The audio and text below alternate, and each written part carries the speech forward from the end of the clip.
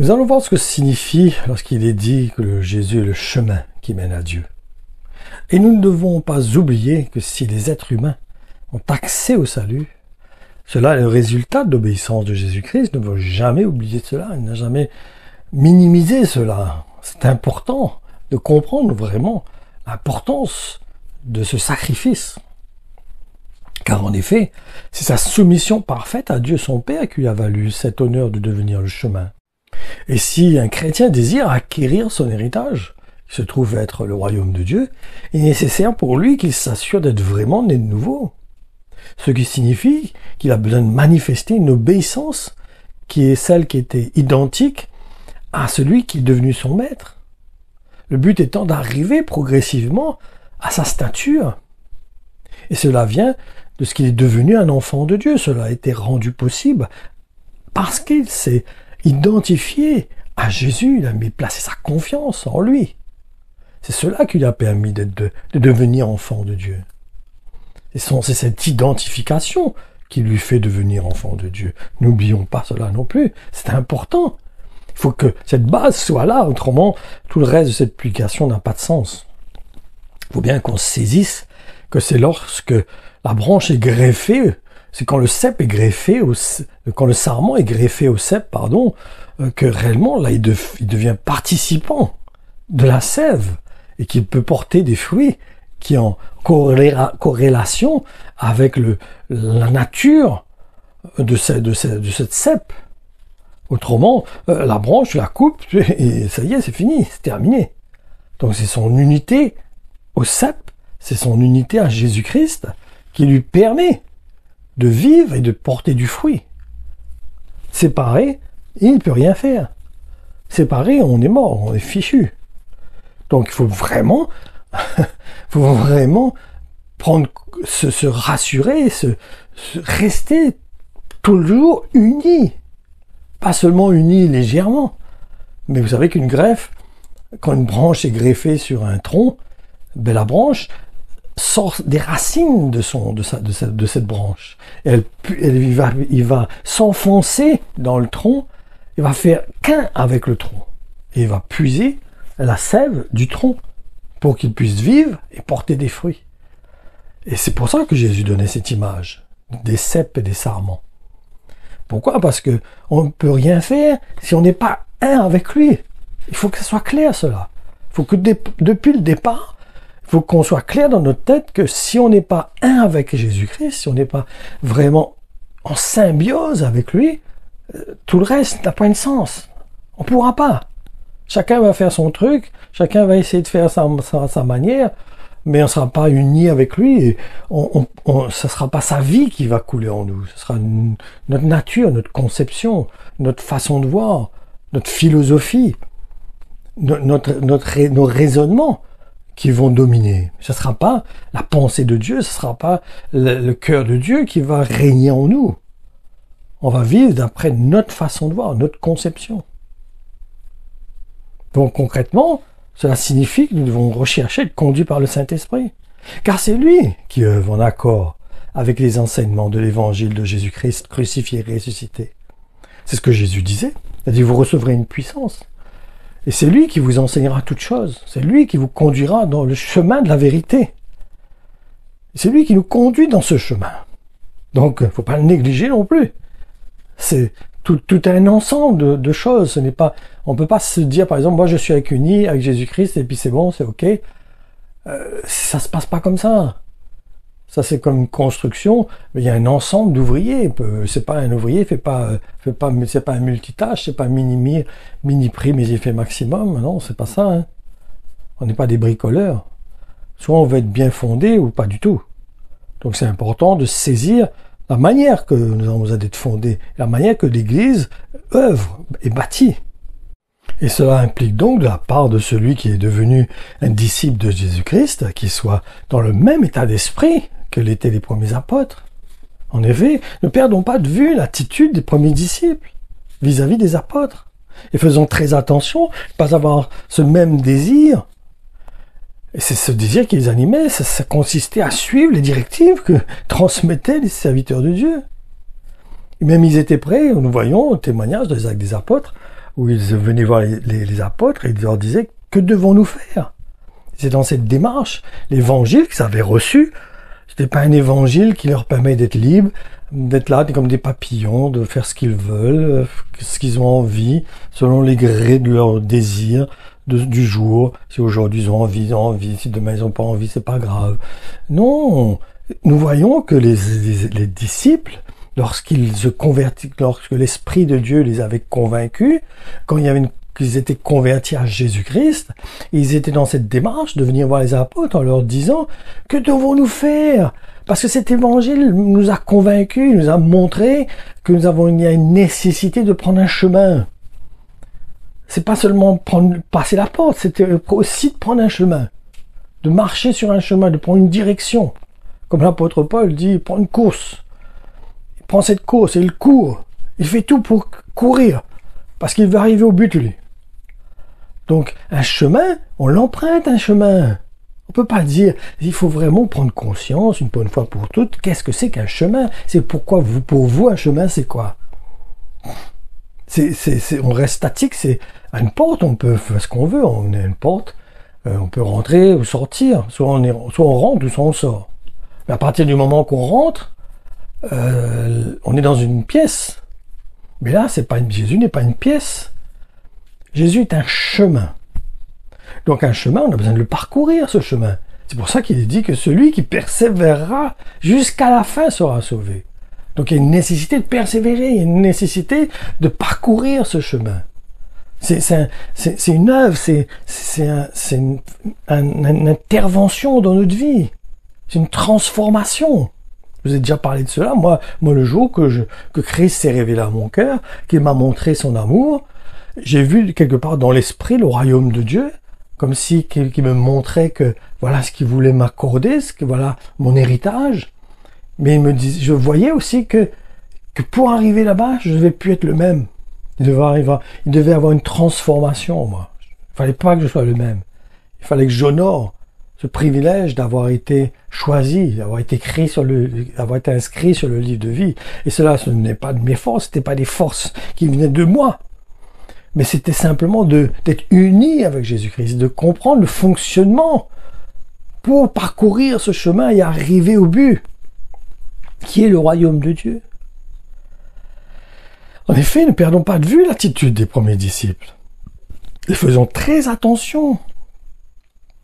Ne pas animer des mêmes désirs qui les animaient, qui consistaient donc à suivre les directives transmises par les serviteurs de Dieu. C'est important de comprendre cela.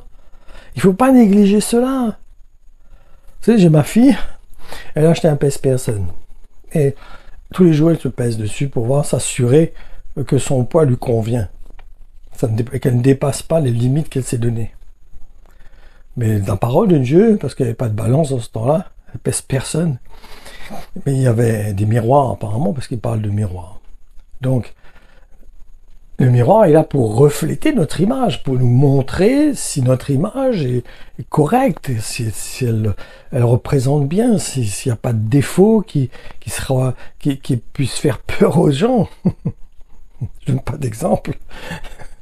Donc, c'est important pour nous de comprendre que l'évangile est communiqué dans une certaine façon, a besoin d'être communiqué, elle a besoin d'être communiquée d'une certaine façon au travers de certains ministères pour m'emmener à grandir, pour m'emmener à prendre conscience s'il y a des choses qui ont besoin d'être changées dans ma vie.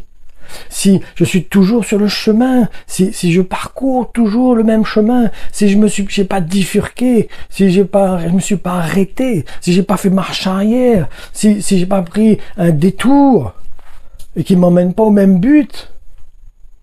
Et la parole est là, elle a besoin d'être transmise d'une certaine façon.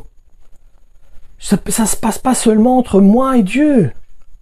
Parce que Dieu n'aurait pas établi cela. Si Dieu a établi son Église, si Dieu a établi des apôtres, des prophètes, des évangélistes, des pasteurs, des docteurs, c'est pour un but précis. C'est pas pour faire joli. Il y a un sens dans cela. Il y a un but dans cela. Je peux pas, moi, arriver de dire, mais moi, j'ai pas besoin de ça. Moi, Dieu, moi et le Saint-Esprit, c'est suffisant. C'est une erreur, c'est une trompeson. J'ai été séduit. Comment, lui, Dieu, il voit que c'est nécessaire. C'est comme les gens qui m'ont dit, par exemple, il n'y a pas besoin de parler en langue. Je cherche pas ça, c'est pas nécessaire. Mais Dieu te donne un moyen pour t'aider, toi tu le refuses. Ben, il y a un problème là. Il te dit de prendre une armure, de prendre tout l'armure en entier, et toi tu dis qu'il n'y a pas besoin. Ça c'est comme par exemple, moi j'étais apprenti menuisier, mais il y a des outils.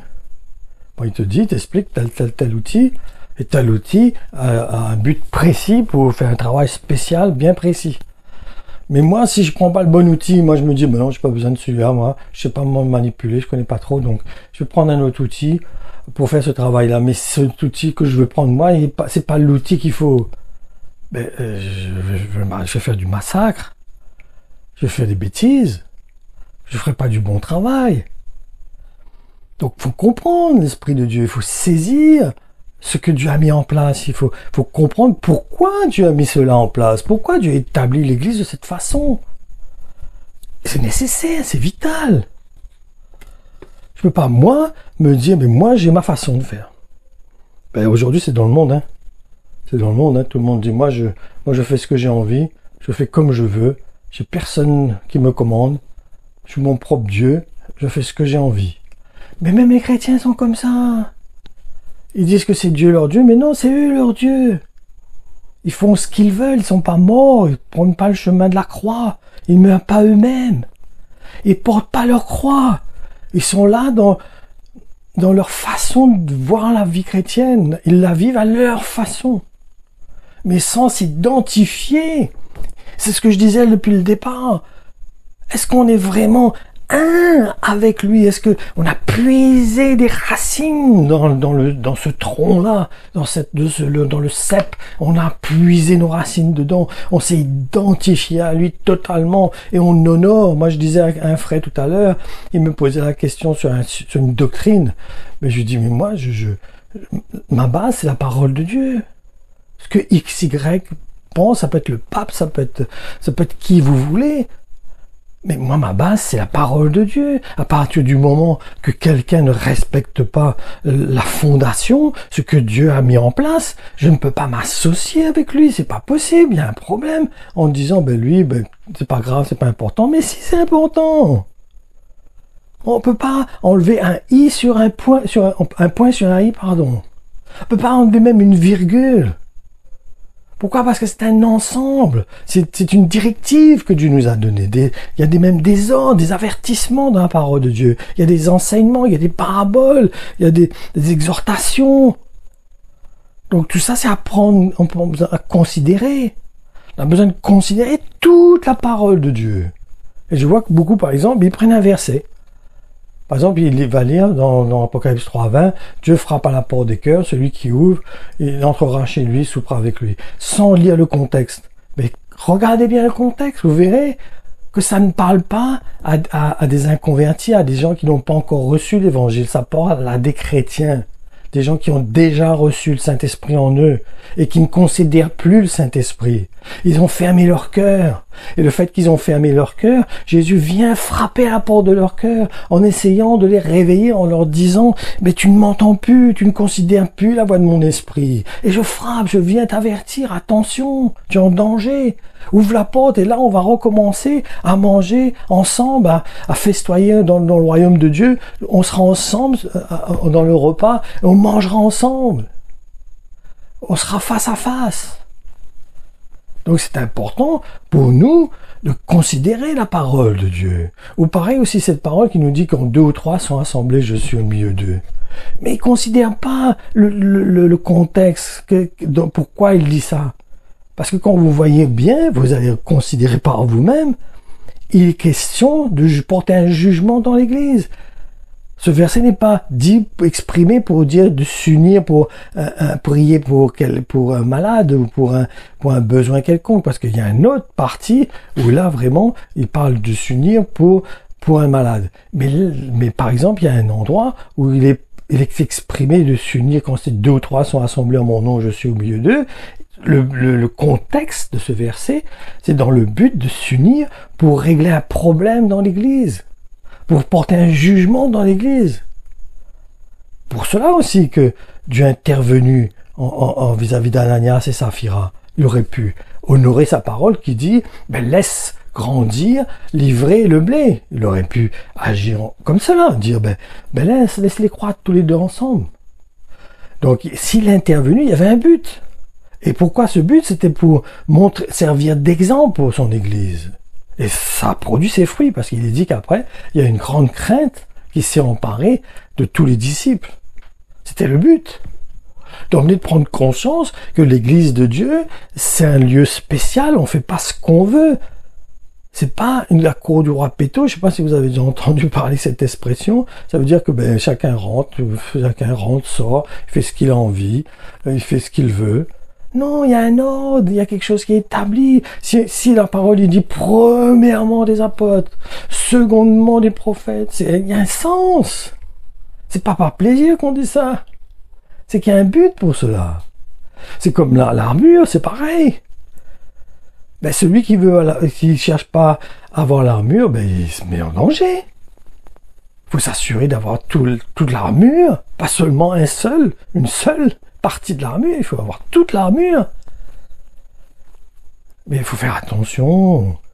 Aujourd'hui, la parole de Dieu est galvaudée, elle est galvaudée maintenant. Les gens, ils communiquent la parole de Dieu comme ils ont envie, à leur guise, selon leur désir, leur propre désir, selon leur ambition. Mais ils ne considèrent pas réellement l'esprit de l'évangile. C'est pour ça que Jésus dit que c'est pas tous ceux qui me disent Seigneur, Seigneur qui rentreront dans le royaume de Dieu, mais ceux qui font ma volonté. Et il faut pas seulement considérer ce qui nous convient, ce qui convient à notre façon de voir. Il faut vraiment adhérer à la parole de Dieu. Il faut être uni avec Jésus-Christ. Il faut que moi je sois greffé à Jésus-Christ. Et c'est pas simplement une branche qui est collée avec la colle sur le tronc. C'est vraiment que je me suis identifié corps, âme, esprit à Jésus-Christ. Par contre, attention, faut bien mettre les choses au clair. Si je vais dans une église, et Jésus m'a averti, il faut que je vérifie que les fruits que porte le serviteur de Dieu, le berger, soit réellement un berger et pas un loup. Donc il faut, la meilleure chose, Jésus nous disait qu'il faut que celui qui est pour reconnaître, c'est que le berger lui donne sa vie pour les brebis.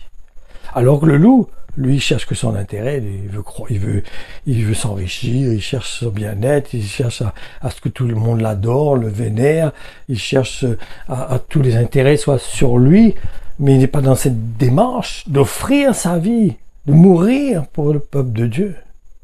Comme un capitaine de bateau, il dit que c'est lui qui doit quitter le bateau en dernier.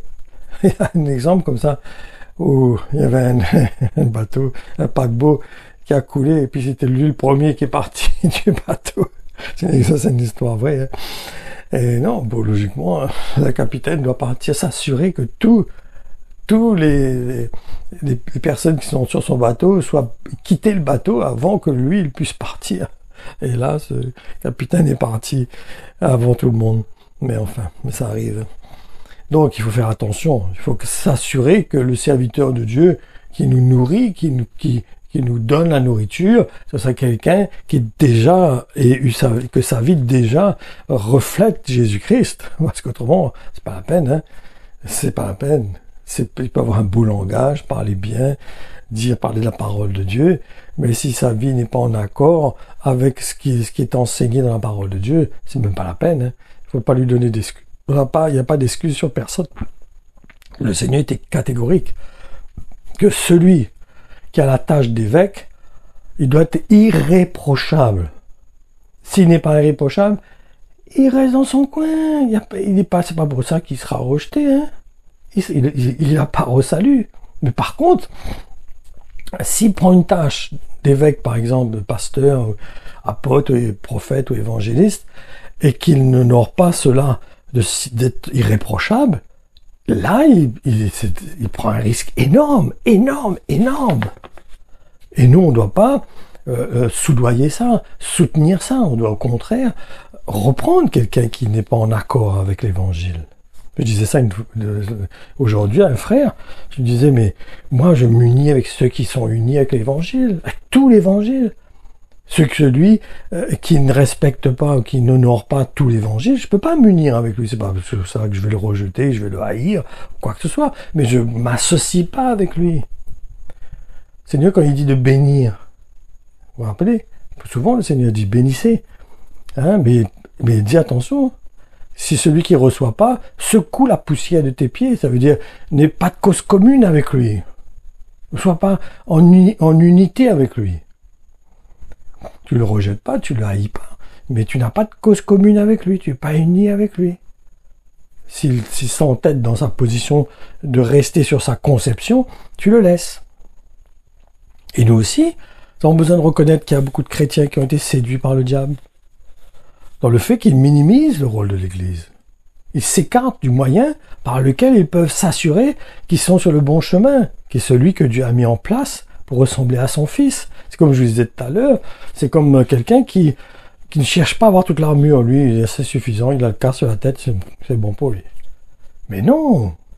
Moi, vous allez sur un chantier, par exemple, si vous n'avez pas le casque, si vous n'avez pas les chaussures de sécurité, si vous n'avez pas la tenue, si vous n'avez pas les outils nécessaires, le chef de chantier va vous dire, monsieur, repartez chez vous. Hein. Pourquoi? Parce que pour venir sur le chantier, il faut respecter des normes. Ou c'est comme quand on prend la voiture, on se dit pas, ben moi j'ai pas envie de mettre la ceinture aujourd'hui. On la met parce qu'on a peur des conséquences, qu'on aura un PV. Parce qu'il faut qu'on respecte ce qui a été établi, les ordres établis. Et lorsqu'un disciple de Jésus-Christ n'est plus sur le chemin, cela signifie qu'il ne s'est plus identifié à 100% aux enseignements qui ont été transmis par les premiers apôtres. C'est ce que je vous dis depuis le départ. Un chrétien, il fait pas ce qu'il a envie, il fait pas un bonheur la chance.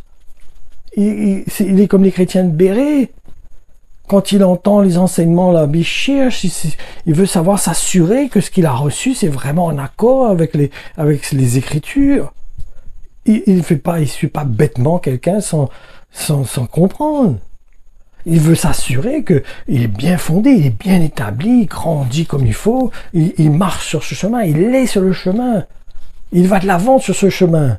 Il marche pas à côté, il est pas arrêté, il est pas en train de suivre quelqu'un sans savoir où cette personne va. Il veut s'assurer qu'il est sur le chemin. Et il est évident qu'il y a beaucoup de chrétiens qui adoptent une conception personnelle de l'évangile de quelqu'un. Ils suivent quelqu'un, en étant persuadés que leur façon de voir est celle de Dieu. Mais en réalité, des fois, vous savez, on peut se tromper. Hein. Moi, je vous assure, beaucoup se trompent. Beaucoup. Des fois, ça m'est arrivé, je l'ai déjà dit. Mais t'es arrivé des fois de penser que moi, c'était ok, ma façon de voir était bonne. Pour moi, Dieu était en accord avec ça. Et qu'il arrivait une situation où Dieu m'a repris, m'a interpellé, m'a montré que ce que je faisais, c'était pas son cœur à lui. C'était pas son cœur. Pourtant, ça n'avait rien à voir. C'était pas contre la parole de Dieu, mais l'état d'esprit dans lequel j'étais n'était pas en accord avec les sentiments de Dieu. Et il faut nous parler avec franchise. Ces chrétiens-là, ils ont été séduits par le diable. Et le Seigneur nous explique cela lorsqu'il envoie des semences dans différents terrains, non? Vous connaissez cette parabole où Dieu envoie des semences dans différents terrains. Et certains, le diable dit que le diable vient et puis vole la semence. D'autres, c'est le soleil qui fait sécher la semence.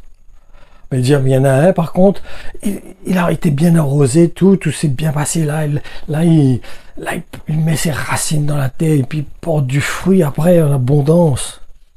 Parce qu'il a accepté toutes toutes les phases. Il a accepté de bien respecter tout ce qui avait besoin d'être respecté. Il n'a pas fait les choses à sa guise. Il s'est assuré que la manière qu'il a fait, c'est en accord avec l'évangile. C'est comme par exemple, vous plantez, vous avez un terrain, vous voulez planter des salades, des légumes, des carottes, etc.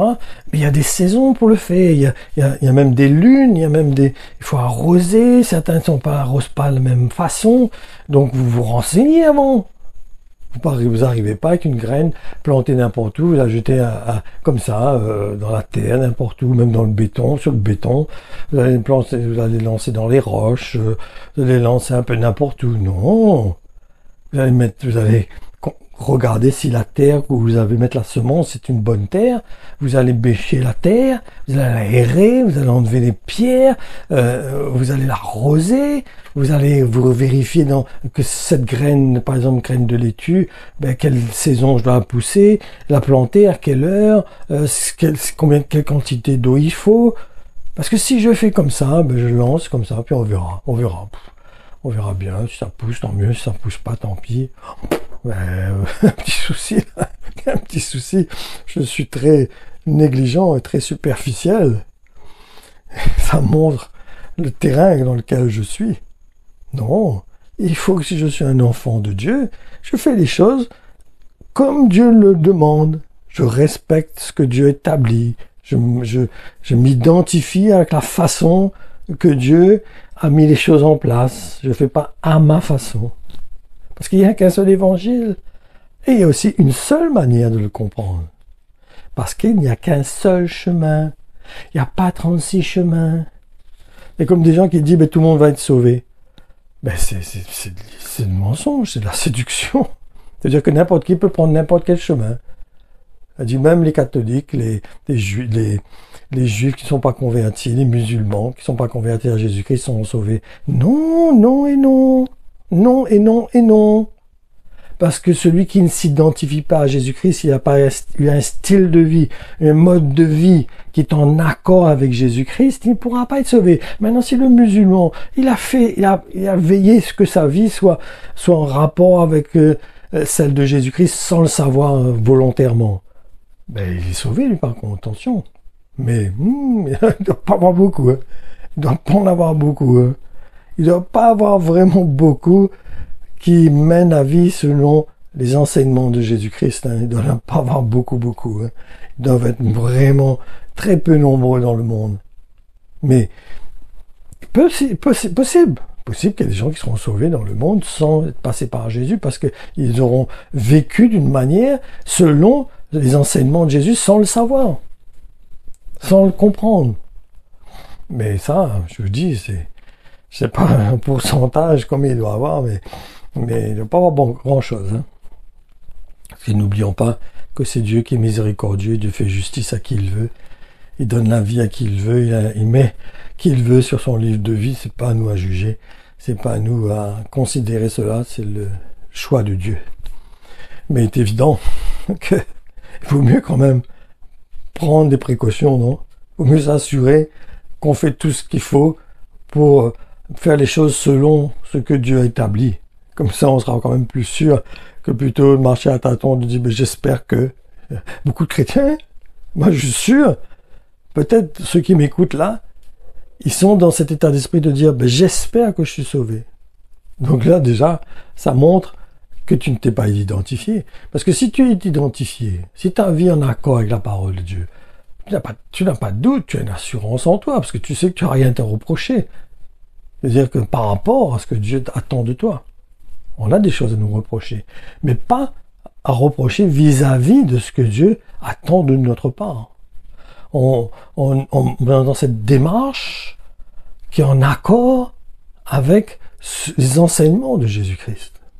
Et c'est pour cela qu'il est impératif de rentrer dans le schéma, ce schéma que Jésus-Christ a mis en place au travers de son Église, afin d'être sûr que nous sommes sur le bon chemin, afin que avoir cette assurance que nous ne sommes pas sur un mauvais chemin, mais que ce chemin où nous sommes va nous emmener au but. Un autre point qui est très important, nous devons bien comprendre que l'unité n'est pas émotionnelle, mais c'est une conduite du Saint-Esprit, une soumission, une obéissance, on considère le témoignage du Saint-Esprit dans notre cœur. Cela nous emmène à nous briser quand il faut, nous humilier quand il faut, à faire le nécessaire pour rectifier quand il faut. Et un vrai disciple de Jésus-Christ, et uni avec ceux qui sont identifiés à tous les enseignements de Jésus-Christ, tous les enseignements de Jésus-Christ, pas seulement quelques-uns. En réalité, c'est cela qui signifie qu'une personne a pris le chemin. C'est quand il a identifié sa vie à tous les enseignements de Jésus-Christ. Il est uni à Jésus-Christ. Il ne forme plus qu'un avec Jésus-Christ. Et ne perdons pas de vue que les apôtres ont exercé des jugements sur des frères qui n'acceptaient pas de se soumettre aux enseignements, à leurs enseignements. Et sans compter non plus le jugement que l'apôtre Pierre a exercé envers Ananias et Saphira, au travers du Saint-Esprit qui les a fait mourir. Parce que le but, comme je vous disais tout à l'heure, c'est d'emmener la crainte à l'Église. Il y a une crainte qui soit éveillée dans le cœur de l'Église, des chrétiens, qui emmène à prendre conscience que c'est l'Église de Christ. C'est un lieu, c'est un chemin qu'ils ont pris et avec des règles. Quand je conduis, il y a des stops, il y a des feux rouges, je roule pas comme j'ai envie. Et maintenant, c'est ce qui se passe de plus en plus. Et même dans le milieu chrétien. Moi, je boule le feu rouge. Il y a certains qui prennent un sens interdit pour aller plus vite. L'autre qui dépasse les limitations de vitesse, qui respecte pas les limitations de vitesse après qu'il est étonné quand il a un PV. Ben, c'est pareil. Il y a des règles. Sur ce chemin, il y a des règles. Il y a des feux rouges, il y a des feux verts, il y a des stops, il y a des sens interdits, il y a des limitations de vitesse. Il y a des panneaux aussi, faut faire attention, danger. Non, il y a des avertissements. Et quand on est sur ce chemin, il faut considérer tout cela. Il faut pas arriver comme si les mains dans les poches, mais je me balade, moi, sur ce chemin. Je me balade. Moi, j'ai envie d'aller où je veux, quand je veux, comme je veux. Moi, je me promène. Non. Non, c'est sérieux, ce chemin. On prend pas ce chemin les mains dans les poches. Il dit les resserrer, joncher d'embûches. Le chemin du monde, lui, il est large, spacieux. Lui, tu fais ce que tu veux. Malgré que tu fais pas vraiment ce que tu veux parce que le diable est au contrôle de ta vie. Mais là, je suis plus. Dieu n'a plus de contrôle de ma vie. C'est moi qui me met à son contrôle. La différence est là. C'est pas Dieu ne me contrôle plus, il va plus m'obliger, il va plus m'obliger à faire quelque chose.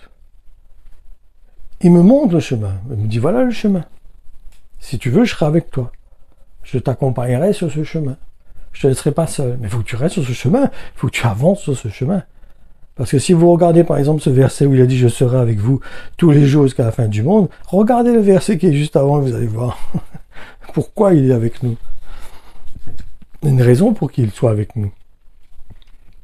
Il est avec nous pour qu'on marche sur ce chemin, qu'on progresse sur ce chemin, en accord, en respectant ce qui est établi dans ce chemin. C'est un état d'esprit, ça, c'est comme il dit, honorez les autorités, vous employés, soumettez-vous à vos patrons, femmes, soumettez-vous à vos époux. C'est un état d'esprit.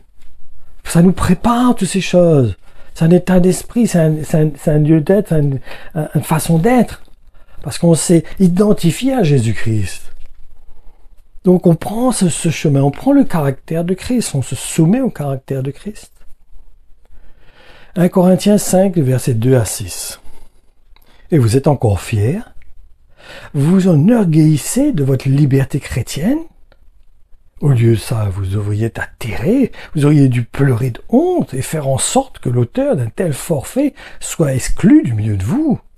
Eh bien moi, bien que personnellement absent, je suis présent parmi vous par mon esprit. J'ai déjà porté mon jugement, comme si j'étais là, sur celui qui s'est rendu coupable d'une telle offense.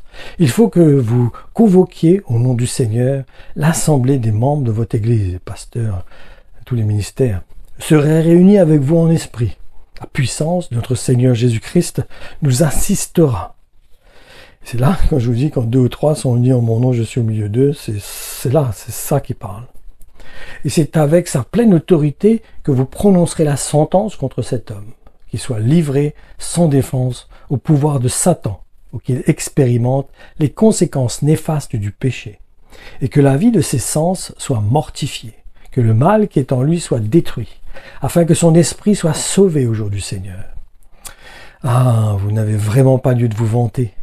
N'avez-vous jamais entendu dire, il suffit d'un peu de levain pour aigrir toute la pâte? Donc tout cela nous montre qu'il y a une justice, il y a une façon d'œuvrer, on ne fait pas n'importe quoi, on ne se dit pas, ben c'est Dieu qui va juger. Non, là vous voyez que Dieu a jugé là? C'est Dieu qui est descendu pour juger cette situation-là? Non, c'est les responsables de l'Église, les anciens de l'Église, c'est-à-dire tous les 5 ministères qui se sont unis avec le Saint-Esprit, avec l'apôtre Paul, pour régler cette situation où ce frère qui est dans le péché, qui ne voulait pas changer sa situation, ils n'ont pas dit, ben non, ben Dieu va juger, il faut laisser livrer le gré et le blé pousser ensemble. Au temps de Dieu, Dieu va... Non, c'est des fausses conceptions. Maintenant, il peut arriver que Dieu laisse le livrer et le blé ensemble. Mais c'est spécifique. Il faut vraiment là avoir une conviction du Seigneur. Mais c'est pas logique, c'est pas la façon d'être. Car il est dit que Dieu va exercer sa justice en premier lieu dans l'Église. Parce que c'est là que ça s'est formé, c'est là que le corps de Christ est formé, c'est là que nous grandissons, c'est là que nous arrivons à l'image de Jésus-Christ. Nous sommes façonnés. Et je vous assure qu'il y a énormément de chrétiens aujourd'hui qui se sont laissés influencer par le diable. C'est vrai, je vous assure. Moi, je vois ça tous les jours. Hein. Je suis triste, mon cœur est brisé. Parce que je vois des gens qui sont aveuglés, des gens qui ils sont plus attachés à Jésus-Christ. Ils sont attachés à tas de choses, mais pas à Jésus-Christ. Ce sont plus des dispositions de cœur qui seraient plutôt de veiller à être sur le chemin. En effet, beaucoup sont sur un chemin parallèle, je vous assure, un chemin de traverse, une bifurcation, mais qui n'emmène pas au même but, par contre, attention. Et cela est la conséquence qu'ils n'ont pas gardé les sentiments de Jésus-Christ en eux. Ils se sont laissés fourvoyer par des conceptions humaines. Ils ont laissé l'influence d'hommes les séduire et les emmener à avoir une conception qui n'est pas celle de Jésus-Christ.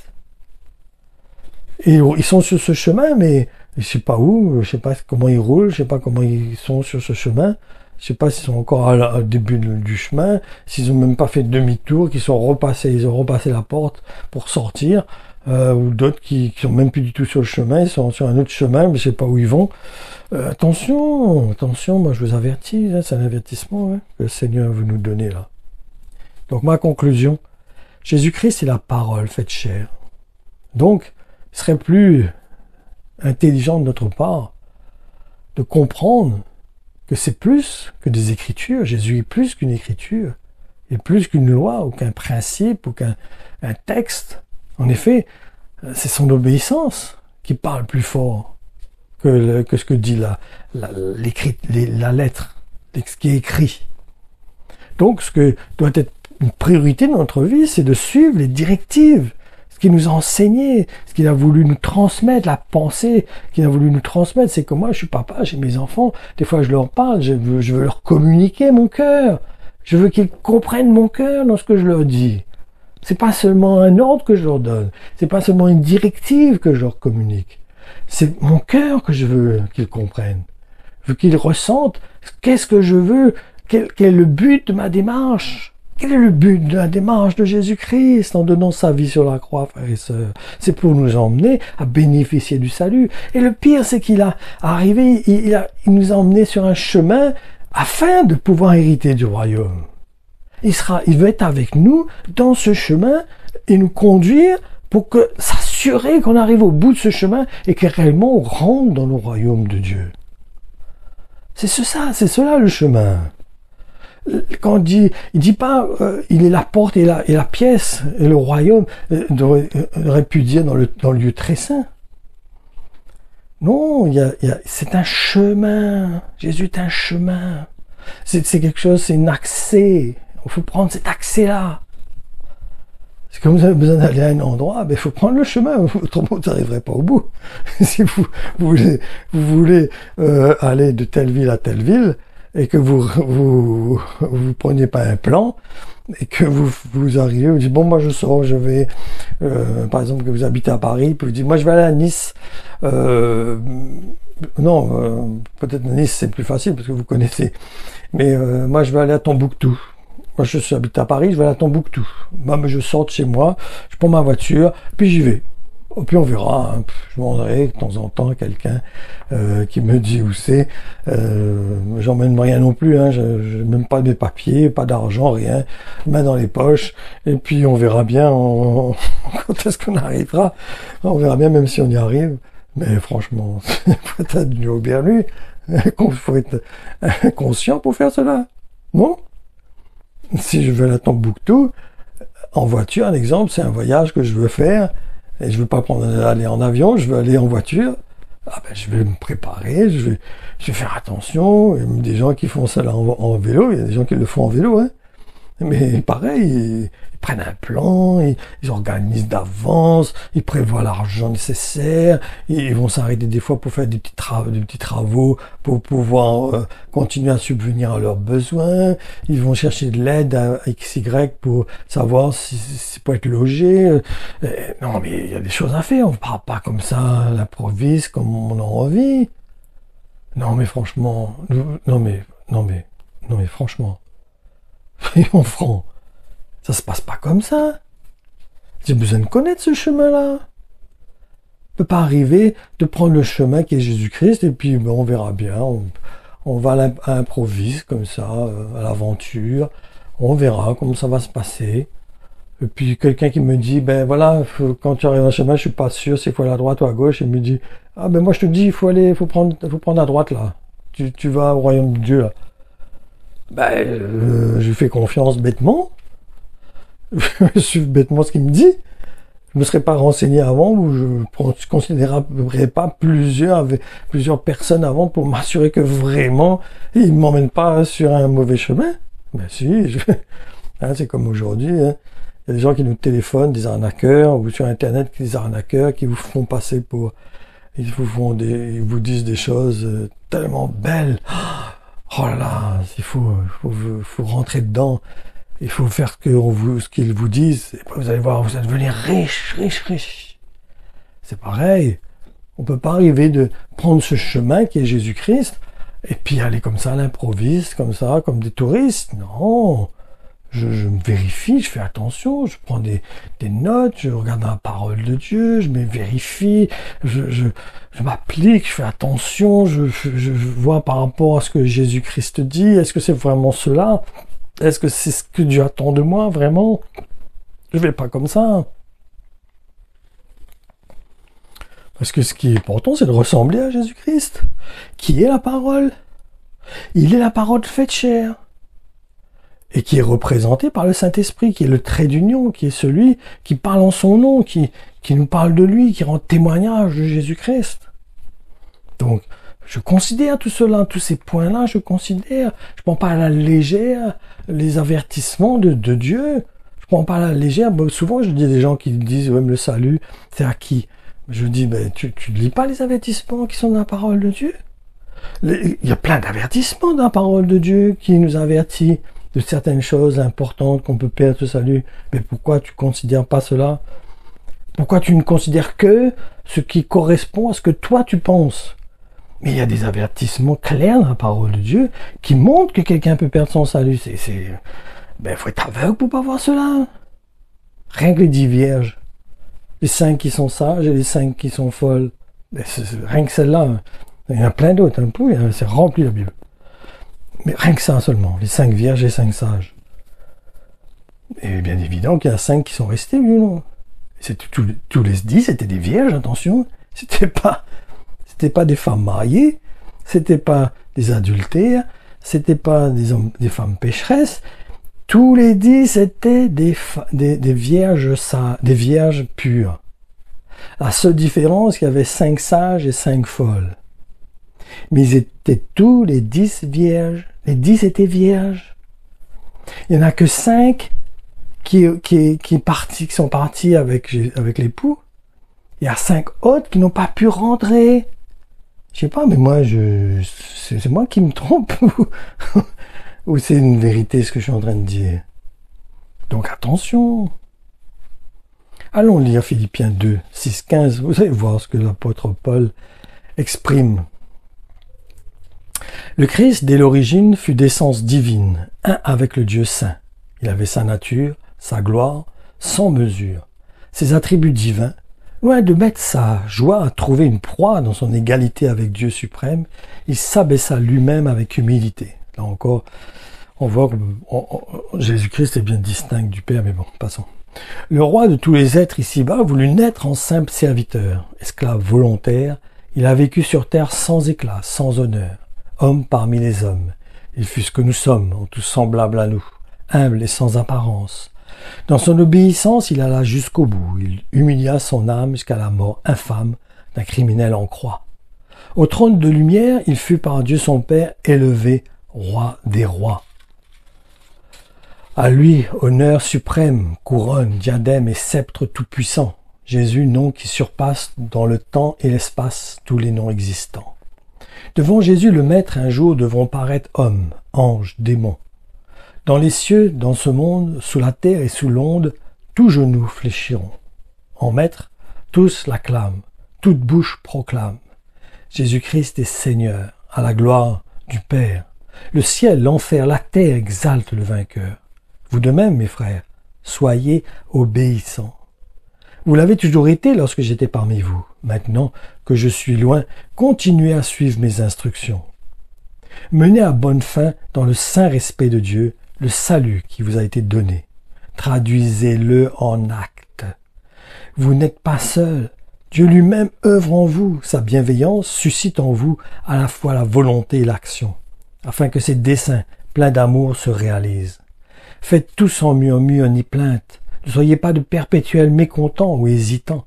Mettez-vous en garde contre un esprit de contestation et de doute. Alors personne ne saura vous trouver en faute. Vous pourrez vous présenter en homme irréprochable, net de toute fausseté, en authentique enfant de Dieu au sein d'une humanité dégénérée et corrompue. En cette époque perverse et dépravée, vous brillez comme des foyers de lumière au milieu d'un monde enténébré. J'encourage vraiment à relire cela, Philippiens 2, du verset 6 au verset 15. Considérez la parole de Dieu, soyons unis à Jésus-Christ, suivons tous les enseignements de Jésus-Christ, pas seulement ceux qui sont en accord avec notre philosophie ou notre manière de voir, mais identifions-nous totalement à l'Évangile, qu'il n'y ait rien qu'il ne soit que nous nous associons avec quoi que ce soit qui ne soit pas en accord avec l'Évangile. Attention, il y aura un jugement qui s'opérera un jour ou l'autre. Je vous assure, il y aura un jugement qui va s'opérer. Attention, vous êtes avertis. Vous êtes avertis. Identifiez-vous à toute la parole de Dieu et non par des hurluberlus qui transforment la parole de Dieu ou qui prennent un verset et qui donnent leur explication à eux sur ce verset sans prendre attention à ce que le contexte de ce verset, ce que Jésus a voulu transmettre et communiquer. Beaucoup d'erreurs, vous savez, aujourd'hui, beaucoup d'erreurs, beaucoup d'erreurs, des gens qui se trompent, qui communiquent des versets sans réellement comprendre le sens de ce verset. Beaucoup, là, c'est fou. Mais bon, c'est pas le sujet de cette publication. Que le Seigneur vous bénisse, que sa parole donc œuvre en vous, qu'elle soit cette épée à double tranchant, qu'elle renverse les raisonnements et qu'elle emmène nos pensées à tous à être captifs de l'obéissance de Jésus-Christ. Soyez pleinement bénis. Amen.